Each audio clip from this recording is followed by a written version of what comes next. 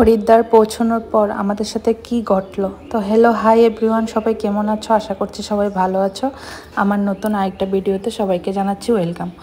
হরিদ্বার গিয়ে পৌঁছানোর পর এই অটোর ড্রাইভারের দাদাটা এসে আমাদেরকে বলল যে হোটেলও নিয়ে যাবে আর কেদারনাথ যাওয়ার জন্য একটা রেজিস্ট্রেশন করতে হয়, এটাও উনিই করিয়ে দেবে।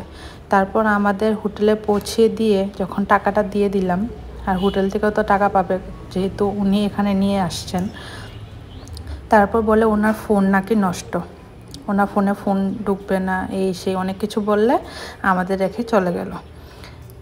আর বলল পরের দিন সকালে ঘুম থেকে উঠে রাস্তার মধ্যে গেলে অনেক ড্রাইভার পেয়ে যাবে। তারপর আর কি, ওর কথাই হলো, ও তো চলে গেল আমাদের এখানে নামিয়ে। তারপর আমরা সব আবার নিচে নিজেই শুরু করলাম আর কি।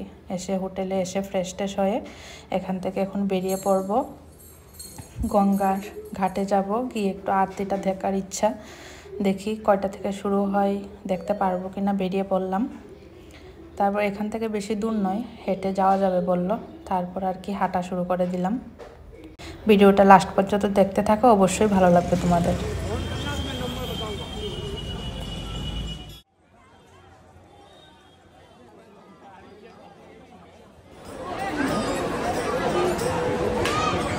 কেমন লাগতেছে?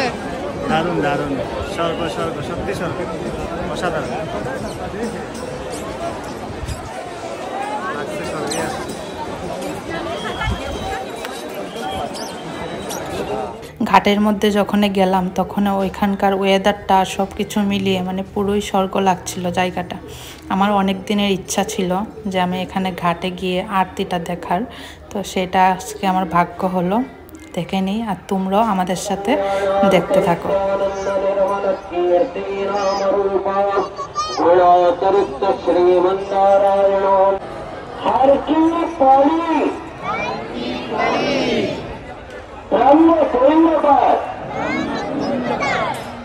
आज गंगा मैया की साक्षी में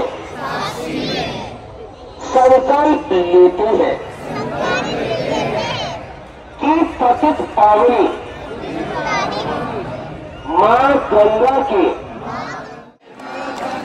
हर हर शंकर